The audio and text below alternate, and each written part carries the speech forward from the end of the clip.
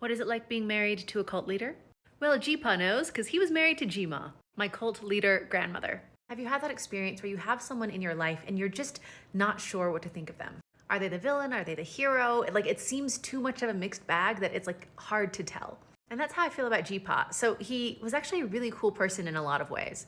Extremely resilient. He was the youngest of a family of 6. Both his parents had died by the age of 2. So as a 2-year-old, he's like living with his older siblings. He's traveling around. He gets a job when he's like 12 years old because he looks much older. He puts himself through high school. He lives on his own. He would take a year off and work, save up tuition, go to college, then go back again. He raised himself in really difficult circumstances. Then he apparently is the 49th person to propose marriage to Jima. She says yes. That's a crazy story if you want to hear it.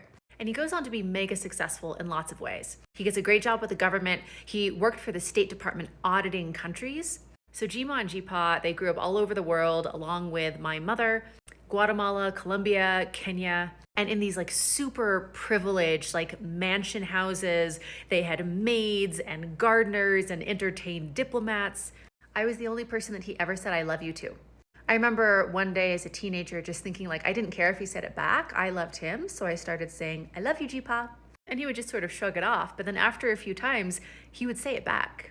So like the whole family would be together. I'd be like, love you, Jipa. And he'd like, love you. And he wouldn't say it to anyone else, not his wife, not his kids.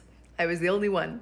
On the other hand, he had a really weird temper. I remember that one Thanksgiving, we were like little, like maybe I was like 2 or 3 years old and making noise as toddlers do. And he started, as an adult man, throwing a tantrum. Like he got up on a chair and he started jumping up and down. And he's like a big, tall guy. So we're all sort of like terrified, like why is he screaming and jumping up and down? And that is when the tradition started, that every Thanksgiving we would go to a buffet. And there was some really dark stuff about his past. He had a lot of power and privilege. He lived all over the world in a very privileged way, and he was very high up in the Mormon church. So like he pretty much started the Mormon church in some countries in Africa. And he was often in a leadership role like a bishop. He apparently cheated on my grandmother. And yes, she lied about a lot of things, but there is one piece that's pretty dark that there is quite a bit of evidence was true. He almost got excommunicated from the Mormon church because as an adult man, as a bishop, he apparently had schmecks with one of the what's called the young women.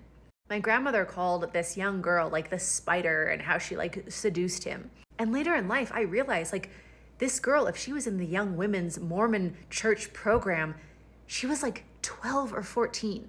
So super messed up stuff. But I think the hardest thing to reconcile is that when my brother and I were kidnapped away from my dad came to Jipa in particular and pleaded with him, please help me to get my children back.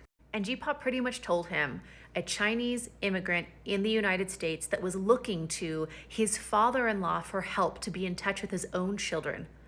Jipa told him, just let it go. If your kids want to see you, they'll find you someday when they're adults. And for 25 years, my dad looked for his kids. So although he wasn't actively part of the cult story that I grew up with, he also sat by and did nothing. He's not a hero, but I also don't know if he's a villain.